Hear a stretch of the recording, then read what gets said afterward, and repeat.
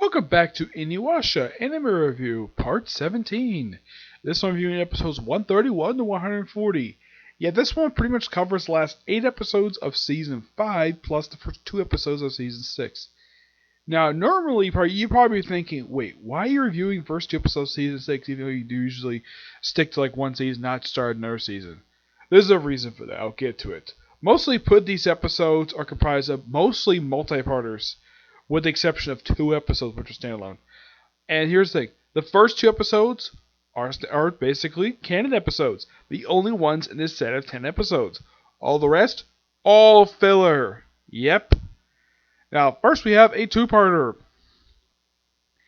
The story itself is mostly not much important, but mostly it's a character story for Moroku and Sango, which they get a ton of character development in this story. And Moroku is indirectly responsible for what happened to Sango in the story. Yep. Pretty much like, okay, the Inuyasha group are asked to investigate a village of demon women. Okay. And they're on the way finding this place, and they come across the guys looking for Miss Beyonce. Yeah, this is a recurring type of fiction. So they come to a village basically full of women who are basically women who lost loved ones in the war, like husbands or basically boyfriends, whatever. And they live together in peace. And of course, Moroku, like usual, is flirting with women. Song, of course. Here's something interesting about these women. Apparently, the habits where the guys, basically Moroku, Inuyasha, and Shippo, sleep in one particular cabin. The other one is the girls, basically Kagome, Sango, and Kilala. Yep. Separate them for some reason. The actual reason for this is never explained in the episode. Yeah, and then it turns out, though, that of course Sango follows the women, basically because she's like really interested, basically what's going on with women. And it turns out the women are actually possessed by something. What they're possessed by are salamanders. Yep, salamanders. And the creature behind this was this creature of the swamp, which apparently was killed and then soul was trapped inside of a freaking painting. Yes, a painting. Actually, it's more like a giant scroll. It's a common thing in Japan. And apparently got free somehow. Yeah, how it got free is because of Naraku. Yeah, another time where Naraku basically is indirectly responsible for the emergence of a brand new villain for a story arc. Yep, and they're able to take out the demon pretty easily by having Moroku using a Suchu and punching him all in the belly. In the manga, he's able to just punch in the belly. Here, it basically covered it up, basically having put a paper on it and just punch him all in the belly, including Sango. Yep, and like if Sango was forced to swallow an egg. As for the village head, no one knows what happened to her in the story. She just completely disappears. Like, partway through part 2, and she's never even seen with the village people. Yeah, these ladies. Yeah, she just disappears. Never explain what happened to her. The painting itself eventually destroyed by, of all people, Inuyasha, who takes a little while, eventually destroys the damn thing. And after everybody's been freed, and then of course we have Moroku talk to Sango, and it reveals that yep, he's in love with Sango. Yeah, and she basically accepts it. He asks her basically the usual question he asks most women, would you bear my children? Yep, 10, 22, and marry him? He's like, yeah. She'll agree if you give womanizing. And they're like, kind of no. Let's imply these two are basically engaged. Yep. By the way, this whole development is never. I don't think it's even mentioned for the rest of the episodes. Yeah, it's like the people who wrote this episode very much forgot or just don't want to basically mention it. Yep, then we have a 2-parter, which is basically edited together as an hour-long episode. The Woman Who Loves Susumaru. Yeah, she was simply put a princess from a castle that burned down, who, believe it or not, her father was the one who burned it down in a fit of madness. Yep. Yeah, apparently her clan was at war with another clan, and like there was a order basically if they fail, burn down the castle. Yep. But he doesn't run out anyways. Shishimaru, apparently, how he came about to this, now, how the woman fell in love with Shishimaru, and it's revealed via flashback that apparently He came by this area after he had his arm chopped off by Inuyasha back in season 1. Okay, and he comes across the very tree he was leaning against, and I think just by sheer coincidence, this is also the same tree that Ren found them by. Yes, Ren. And, of course, somehow Jockin found him. It could be a different tree, but it could be one of the two trees he also was very bloody as well, because they revealed he was actually bloody. Yeah, at one point they show the flashback, he had blood in his arm, and then they show it again, then he has blood. Yeah, that was an inconsistent thing of this whole thing. And the whole thing of her being in love with him, that part was true. But it turns out, though, because when they first see her, she's actually a nun. And then she decides to apparently die, and then she gets sight of Inuyasha. So here's the plan. Steal the Tenseiga, which, by the way, not the first time a character considers to steal the damn thing. Sesshomaru himself was trying to steal it. Yep, and apparently that was thought was Sesshomaru's wish. And Sesshomaru was looking for Naraku this two-parter. Yep, eventually it's revealed that this particular princess is not the actual one. The actual one's dead. Yep, apparently she's kind of like a female Naraku, very low level. Yeah, off her body up, just like a strong body. Yep. And after she's defeated, she passes to the afterlife. And apparently he gives back the flute. And that was simply it. Apparently he liked her flute playing. Yeah, not much to this one. Next 2 episodes are just standalones. The first one is kind of reference, basically setting up to the start of the first canon episode of Season 6. Where apparently a bunch of clergymen are being killed while looking for the gateway to the afterlife. Yeah, that's vaguely mentioned here in one scene. Mostly put this episode is like, it's implied that apparently Moroku's master might be dying. So he has to do various things. Clean the temple, do laundry, pad out the futons, go to a bar, go get some sake, which this one basically, this was quite hilarious. Apparently everybody got drunk except for Inuyasha, and at one point when Sango got drunk by this fog, she apparently was trying to seduce Inuyasha. First and only time she ever does is the whole entire series. And by the way, this is a filler episode, so this is never mentioned. And apparently they get some sake, and of course they try sake. And it turns out though the guy basically, after having the sake and falling asleep, turns out he didn't actually die at all. Yeah, how they got here is apparently Hachin basically was one brought in here because they thought he was dying. But no, it was actually he choking on a fish bone. That's what the blow is all about. But most of the point, it was a pretty pointless episode. 136 is... Oh yes, this is the one, this is Return of the Exorcist. Yeah, first time, I think since season 4, I think it is. And she's here to deal with an invisible demon. A demon who breaks into mansions to steal scrolls because it's nice and shiny. Yep, and how the guy breaks in is that apparently the guy, this overweight giant demon has the ability to make himself a paper and make himself invisible by basically turning on his side. Yeah. And yeah, he's able to be defeated pretty easily by Inuyasha. So basically, he's agreed to let him live in exchange for returning everything he stole, which he does.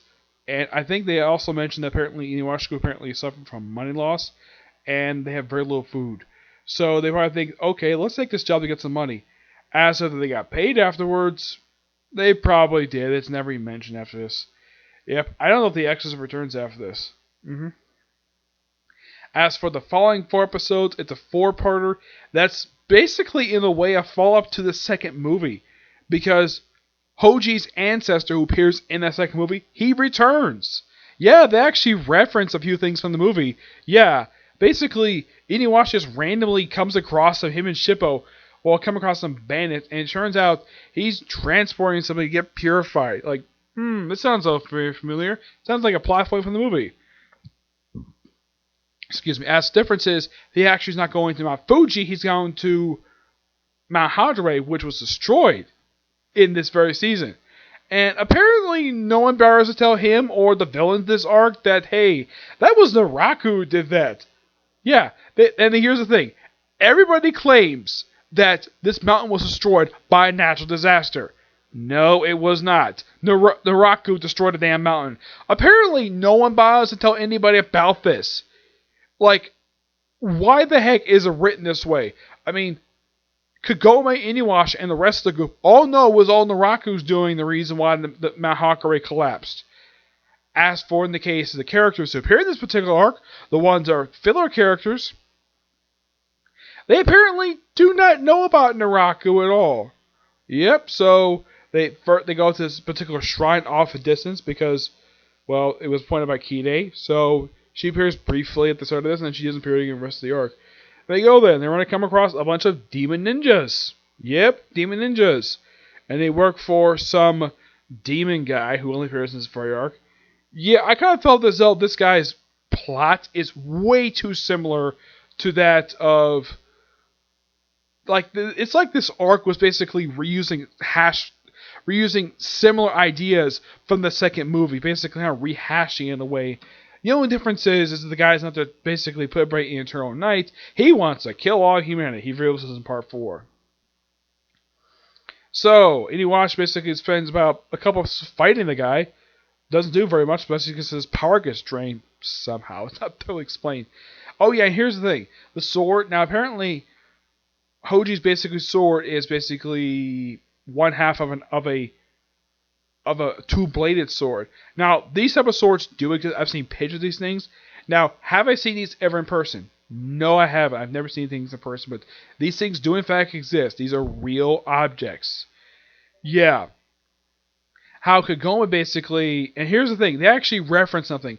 Now, the ancestor, he's actually referenced by Hoji, the President Hoji himself, where he basically looks at his family tree, and it turns out his wife was named Kagome. Yeah, that actually is explained via post-credit scene at the end of part 4 of this particular 4-parter. So, yeah, they kind of fight the demons, per se, and they come across... During part 2, they come across a picture from Kagome's backpack. Also, Kagome's scarf is lost. Yeah, if they go find the thing, it's never explained. It's like they just forget about the damn thing. Oh yeah, and apparently people this time have no idea what a picture is. They think it's some strange painting, even though it's a frickin' picture. Yes, take it with a camera. And they use this thing to create, apparently, ancestor versions of Kagome's best friends from modern day. Which Inuyasha still has not met these people yet. By the way, in the manga, he has met them. I don't know when that happens in the anime. I have no idea. I know it happens in manga because I read it. It happened in one chapter. And here's the thing: is one of the women actually do approve of him. The other two basically very skeptical of him because he's a they don't know if he's a demon person. They think he's a bad because of his personality. Yep. And apparently, here's the thing: in present day, people are not afraid of him. That's what Kagome is afraid of. No, people tend to think he's cute, and they just basically pull at his dog ears. Yep. And, yeah, these 3 ancestors ones, yeah, they're just puppets created by the villains. Yeah, how this guy is defeated is the most silliest way I've ever seen. Yeah, they have basically, Kagome is kidnapped at this point, and everybody gets their own particular villain. Like, the one who's basically kind of like the gay man, he gets Hajin, one gets Sangha, one gets Inuyasha, who's basically a freaking turtle, and one gets Moroku. Moroku basically, how in the world, now he's one basically defeats all 3 of these guys. How? With his wind tunnel. Yep, he defeats him so easily with a wind tunnel. Yeah, he defeats all 4 of these guys, like, with ease. Like, first he takes out his captor, takes out Inuyasha's captor, takes out Inuyasha's one, then he takes out Sanga's one, then he takes out the bird. Yep. Also, Hanjin's sword basically activates and has him run up the frickin' waterfall, and it basically the sword gets out of his sheath and goes back to him. It's also revealed the reason why and also revealed in part 4 the reason why he's doing this. Because apparently his girlfriend betrayed him. Yeah, but there was actually a reason for it. The reason why he betrayed her, or at least sealed him away, was because the sword possessing him. That was the reason why. And she was planning on releasing him once, of course, that the sword was separated from him. But she died.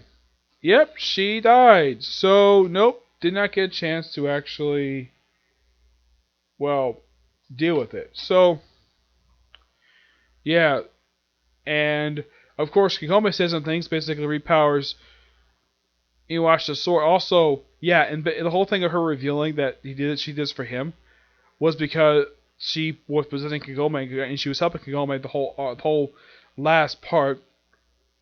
With the combination of her Sacred Era and Inuyasha's Backlash wave, they end up pretty much destroying the main villain. Which, by the way, I believe was not the previous arc. It was in I believe it was in the canon episode. She used the combination of the Wind Scar and the Sacred Arrow to destroy the main villain of that arc. So yeah, second time they use a combination of basically Inuyasha and Kagome combine their moves to form a super move basically destroy the main villain. Yep, and then of course Hoji basically goes off, and of course they have the gang basically just kind of politely insult each other over various things. Hoji, and of course they show a post-credit scene of Hoji looking at his family tree, and Kagome's best friend's modern day accidentally spill his orange soda on his scroll of family tree, and then we see apparently Hoji's ancestor meeting possibly his future wife, which is later revealed he actually when he got married to this woman he had her change name to Kagome, which that actually explains the reason why Kagome's name wasn't in the family tree, and that's that. That's pretty much the 10 episodes in a nutshell. I gotta say, probably the weakest episode of this whole entire set of episodes. I mean, there's nothing really bad about these episodes. They're all got pretty good, interesting stuff going on with it. I mean, there's nothing really bad here. There's some mild canon stuff in the episode 135. Yeah, everything here is pretty good. Yep. But where I will come back to the series is just that next thing. Now you're probably thinking, okay, I finished up a series, finished up a season, so that means I get to start a brief new series next. Nope, I'm not doing that. I'm not going to start another series until after this one's finished. So instead, I'm going to watch a movie. Yes, I'm going to watch a Case Closed movie. That'll probably be up soon, per se. If I don't get a chance to review it today, I'll probably review it tomorrow at this rate, okay? But it'll be reviewed for Case Closed, okay? See you on the next review. Bye.